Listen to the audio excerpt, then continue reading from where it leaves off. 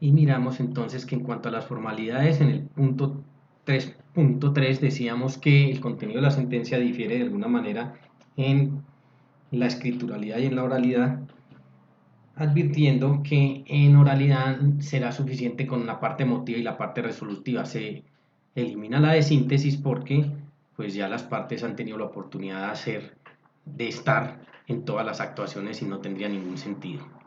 También se dispone que el juez debe dar cumplimiento al 241, que dice el 241, la conducta de las partes como indicio, la conducta o conducta que ellos opten en el desarrollo del proceso.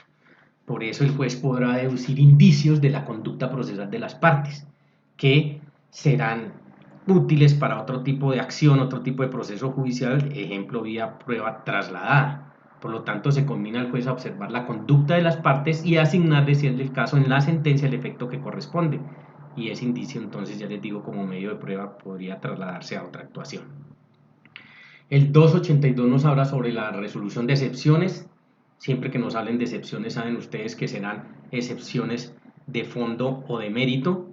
Y dice que se hace expresa la prohibición de reconocer de oficio la excepción de prescripción extintiva, y es en un carácter general. Ustedes saben que la figura de la prescripción en Colombia opera siempre de parte. El juez no puede de oficio meterse con la prescripción.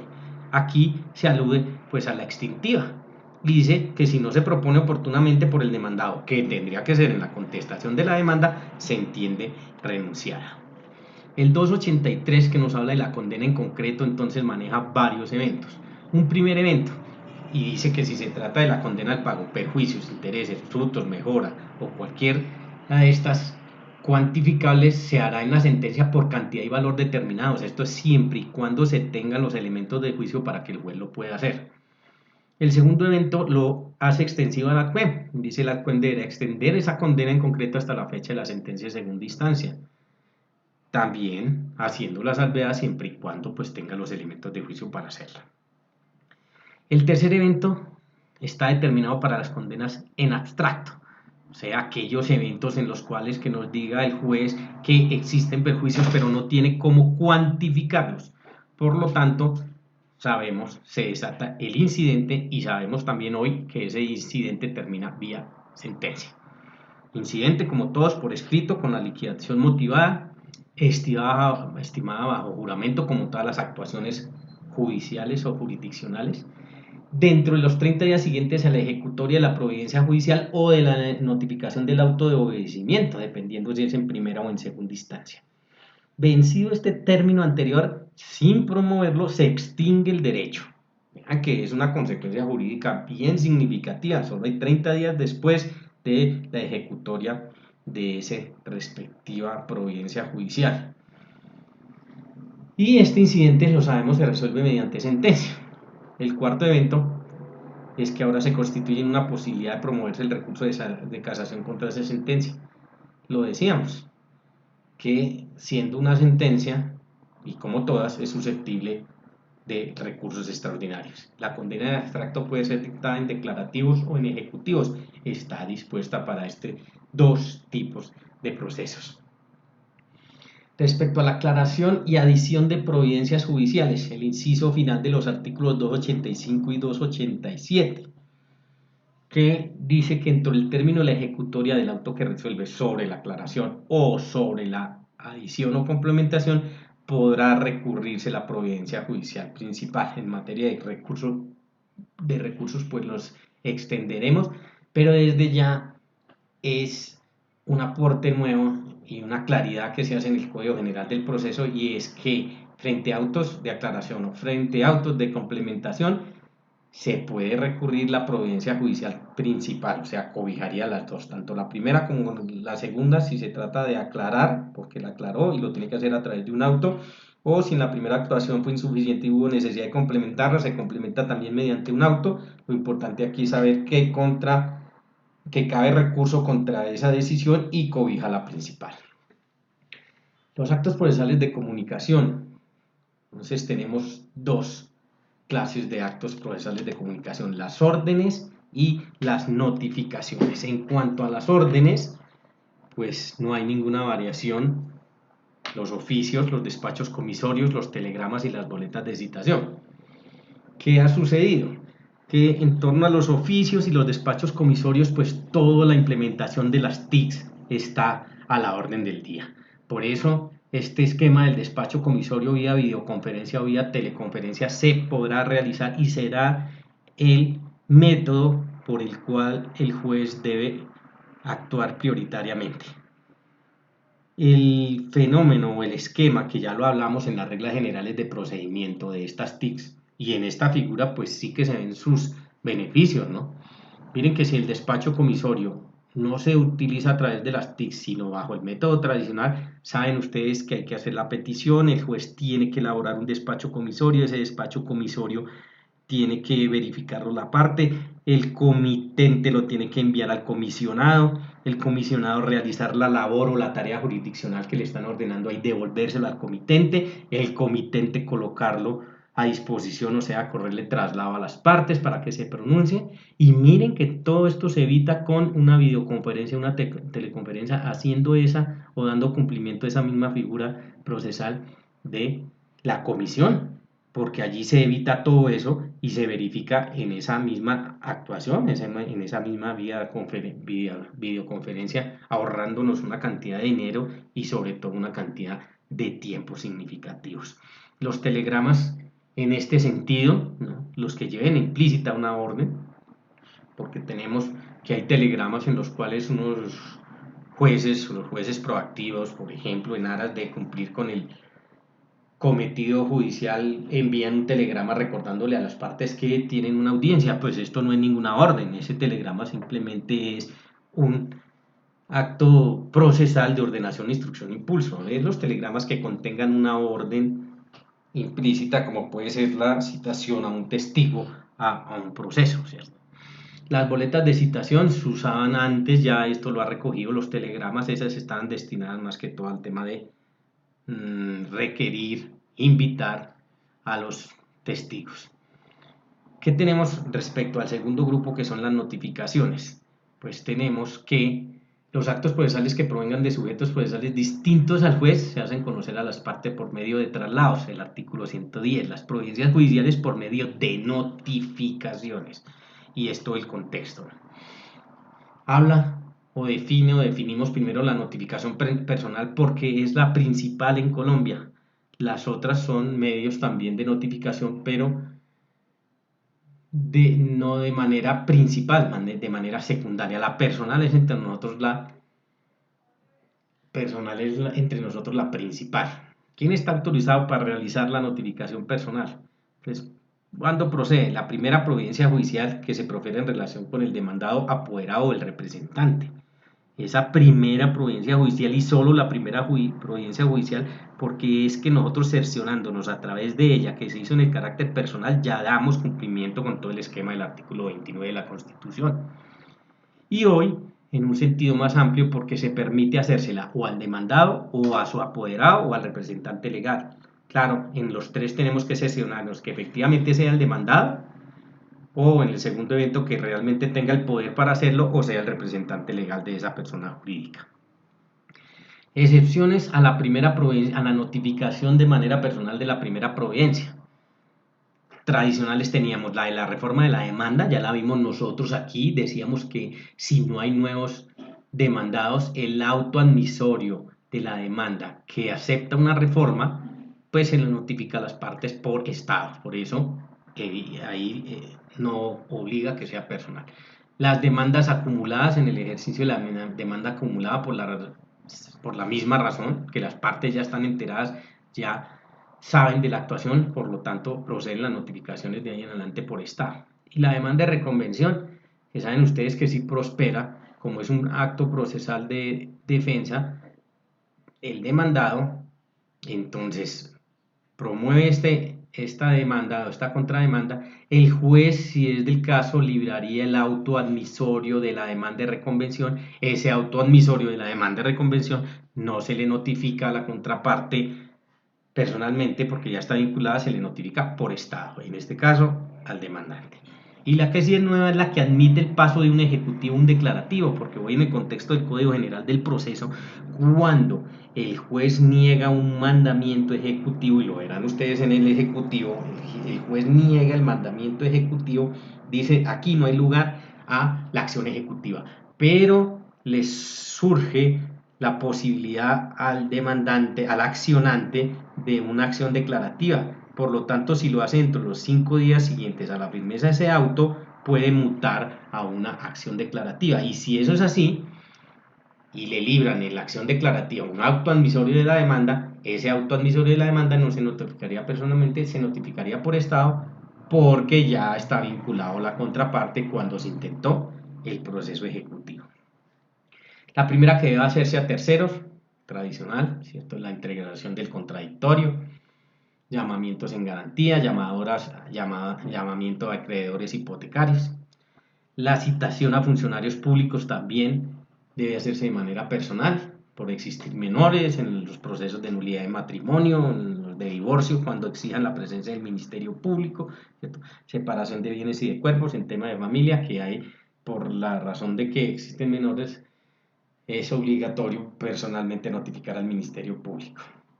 En los procesos por incapaces, todo el régimen de incapacidad también, los procesos de bienes vacantes y mostráncos por no tener un dueño aparente, y en los casos de procuradores agrarios, que también el Ministerio Público respaldando al extremo más débil de la actuación.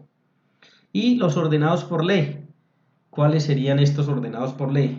Las imposiciones de la sanción disciplinaria deben tener ese carácter y deben hacerse de manera personal. Respecto a medios de prueba, las extraprocesales con citación de la contraparte. Obviamente saben ustedes en el rigor de las pruebas extraprocesales que puede hacerse en Colombia con la citación de la contraparte o sin la citación de la contraparte. Cuando estamos dentro del ámbito de la citación de la contraparte, pues la notificación tendrá que ser personal. La diligencia de entrega, si han pasado más de 30 días desde la ejecutoria de la sentencia hasta la presentación de la solicitud, tendrá que hacerse también personalmente. En todos los ejercicios o diligencias de oposición a la entrega, también se requiere este tipo de notificación, y se exige también la notificación personal para eventos de las entidades públicas. Y es más, de la función o del ejercicio público, diría yo, no se queda solo en las entidades. El artículo 291 entonces nos establece cuáles son los mecanismos para que en Colombia se pueda notificar personalmente en los casos que nos exige la ley. Este artículo 291 en su estructura tiene sus 6 numerales y 2 parágrafos. 6 numerales que lo hacen supremamente denso y, ¿por qué no?, complejo, y diría yo hasta farragoso. Me parece que este es de uno de los artículos que no respeta una técnica orientada al sentido común, que es uno de los ejes transversales del Código General del Proceso, porque en el 291 nos está diciendo cómo hay que notificar personalmente en Colombia. Yo soy partidario y soy un convencido que el artículo ha debido comenzar por decirnos cómo se notifica a una persona natural en Colombia, vía personal o en este carácter personal, y hacernos la disquisición en cuanto a lo que se puede presentar en torno a ella, y luego, si después de evacuado, referirnos a las personas jurídicas. Pero miren que este artículo en su numeral primero empieza hablándonos de la entidad pública, y me parece que entra de una vez con lo que ya les había dicho, pues de manera antitécnica. Pero así está dispuesto el numeral primero, entonces, que dice notificación personal de entidades públicas. Y miren un segundo aspecto que establece y determina que es farragoso. Dice: se hará de conformidad al artículo 612 de este mismo código, que modificó a la vez el artículo 199 del Código Administrativo. Entonces allí tenemos que se presenta la dificultad porque entra de una vez haciendo una remisión.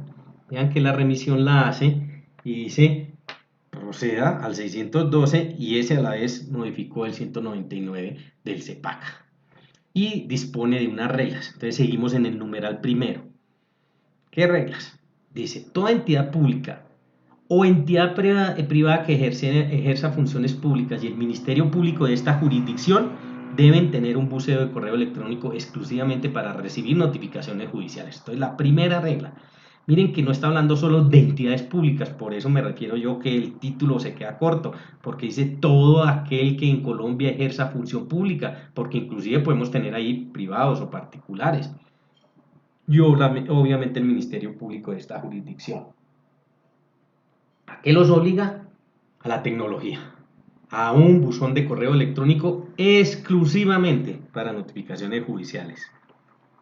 La segunda regla dice, ¿a quién se puede notificar? Al representante legal o a su delegado, a personas naturales o al Ministerio Público. Claro, como es toda la función pública, pues entonces lo hizo extensivo. Importante aquí que ya no es solo al representante legal cuando hablemos de entidades públicas, sino también a su delegado, porque se presentaba una dificultad a veces insalvable cuando el proceso se adelantaba en otro lugar y digamos el representante legal solo estaba en la capital, se volvía todo un obstáculo el tener que notificar personalmente solo al representante legal. Ahora es extensivo a sus delegados, por lo tanto si es regional, en los departamentos, en los municipios se puede hacer o en las filiales, sucursales, en fin.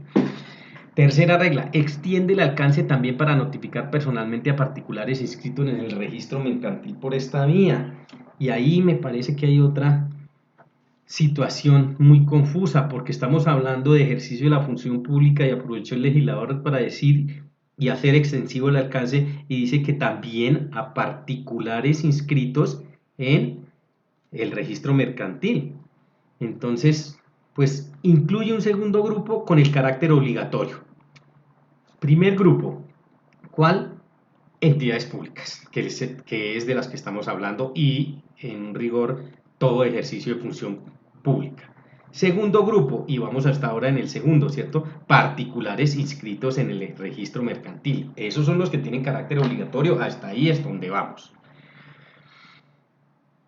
Cuarta regla, ¿cómo? Mediante un mensaje de datos dirigido a ese buzón, el cual debe contener copia de la providencia y de la demanda. No más, aquí se ha presentado alguna discusión y alguna situación en cuanto se dice, bueno, y hay que enviar los anexos también, no, la regla es muy clara, le está diciendo copia de la providencia judicial, o sea, de la que vamos a notificar, de la primera providencia judicial y de la demanda, no más, vía mensaje de datos.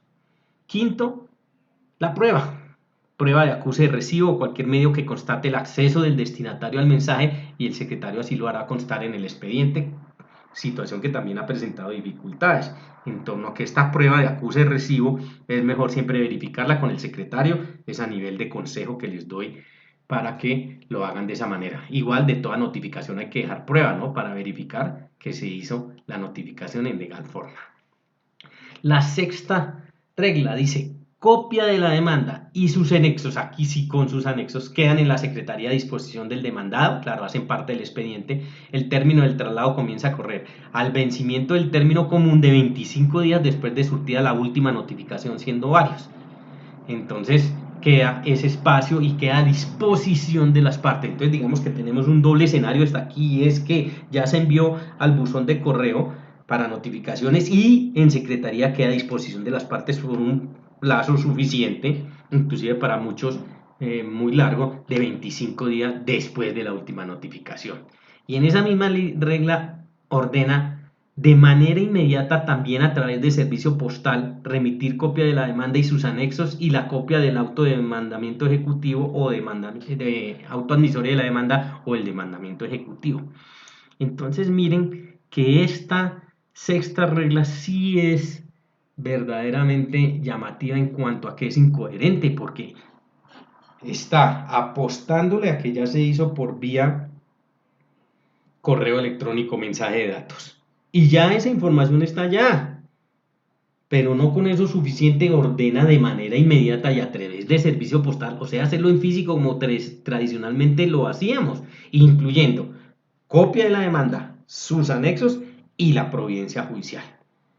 Aquí es el típico evento que borró con el codo lo que había hecho con la mano, porque le apuesta a la tecnología y al mensaje de datos, pero no le cree. Por lo tanto, en vez de facilitar el esquema de la notificación, lo que hizo fue complicarla porque la duplicó. Dijo, ahora es obligatorio que lo haga vía tecnología, pero que también lo siga haciendo en físico. Y eso es totalmente incoherente. Y la séptima regla dice, cuando se demande una entidad pública, también hay que notificar a la Agencia Nacional de Defensa Jurídica del Estado en los mismos términos. Solo en ese evento, cuando se demande, cuando el demandado sea una entidad pública. Y le dice que en los mismos términos, si nos está diciendo que es en los mismos términos, ¿cómo tendría que hacerse? Pues vía buzón del correo que debe tener para notificaciones y en físico a través del servicio postal.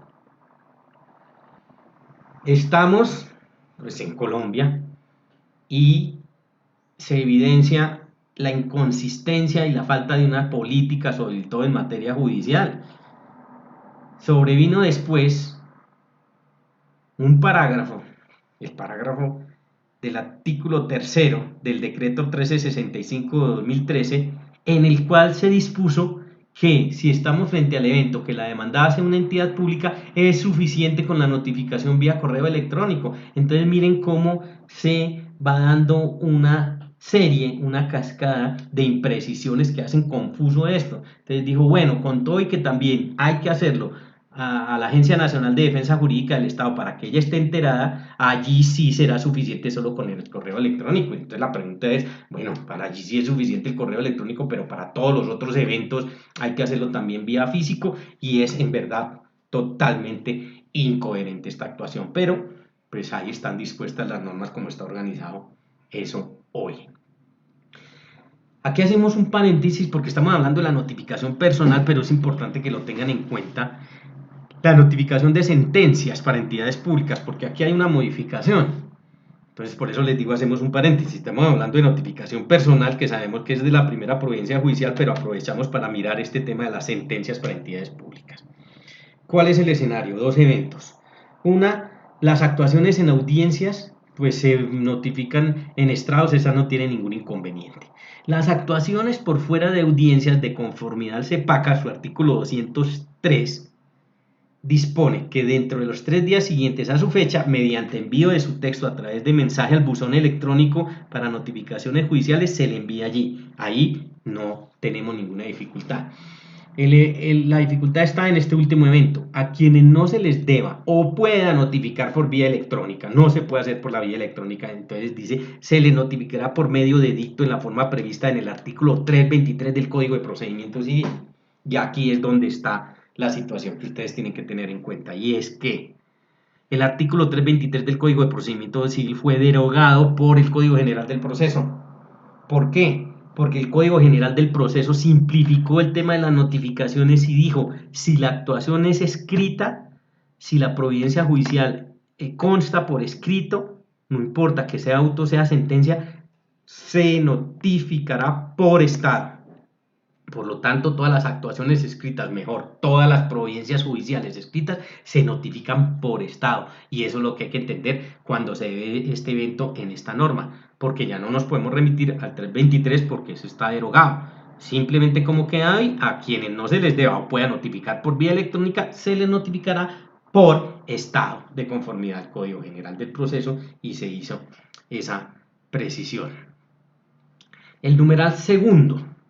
Entonces, dispone a personas jurídicas de derecho privado o comerciantes inscritos en el registro mercantil. Entonces, miren que aquí en esta disposición o en este segundo numeral implica otros dos grupos de personas a los cuales es obligatorio notificarles vía correo electrónico. ¿Quiénes son? Las personas jurídicas de derecho privado, sin importar que sean nacionales o internacionales, y comerciantes, otra vez los comerciantes, pero los inscritos en el respectivo registro mercantil. Entonces ya llevamos 4 grupos obligatorios que deben tener el dispositivo para notificarlos vía correo electrónico y hay que notificarlos vía correo electrónico. ¿Qué encontramos aquí?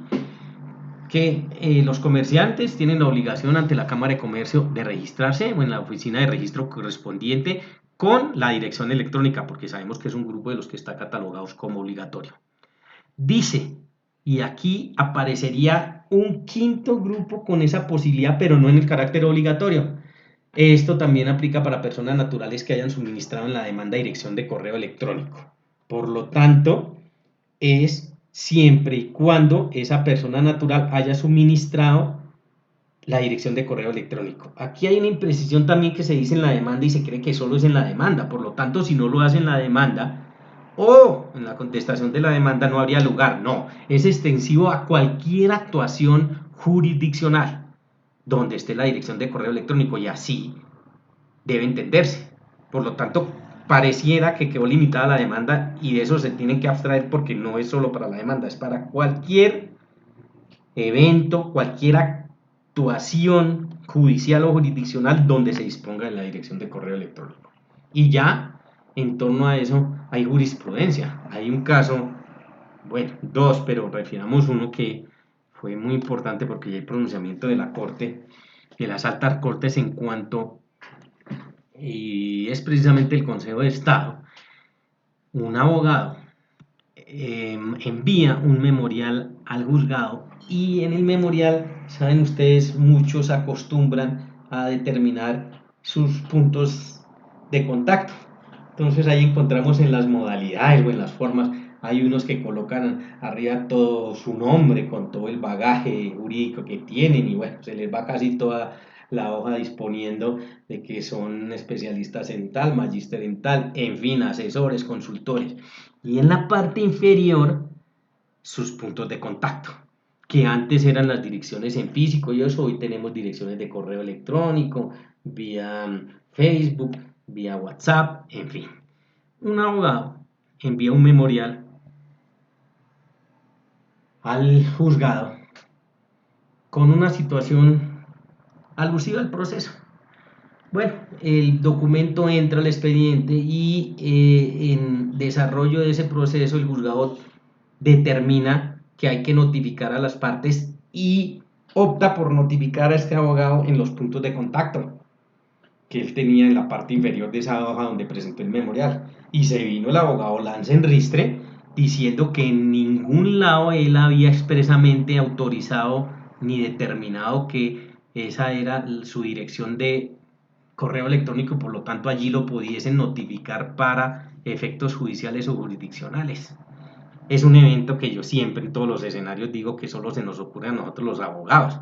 Eso no le pasa a los arquitectos o a los ingenieros. Si usted prefiere su dirección de correo electrónico, pues obviamente está dando la posibilidad que allí lo enteren y lo comuniquen de lo que sea, no tiene que ser expreso. Y afortunadamente el Consejo de Estado así lo entendió y dijo, no señor, se tiende por notificado porque usted presentó un memorial y ahí están sus puntos de contacto. Y ahí quedó revalidada la actuación. Si se registran varias direcciones de correo electrónico, se podrá en cualquiera de ellas. Claro, no quiere y no implica decir que si usted tiene 5 direcciones de correo electrónico, se cumple la obligación legal con hacerlo a las 5. No, con una de ellas será suficiente. Por lo tanto, es una invitación también a tener cuidado porque es su responsabilidad si abre varias direcciones de correo electrónico. Se puede en cualquiera de ellas, indudablemente.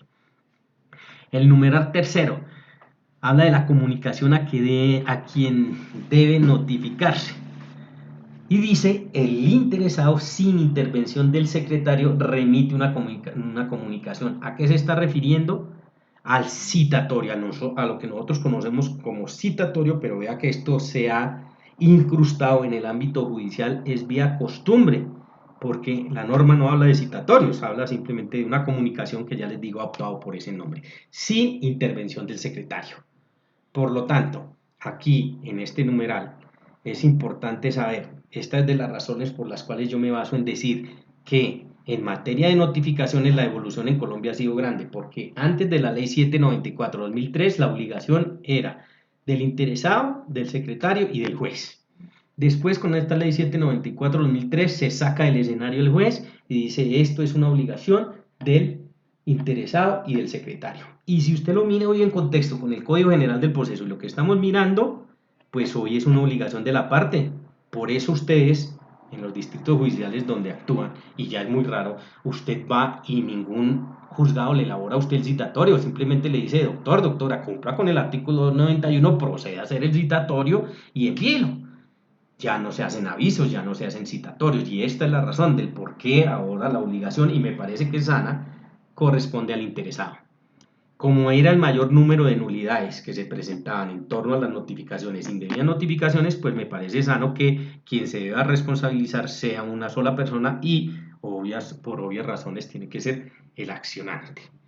Entonces hasta aquí dejamos el escenario de la segunda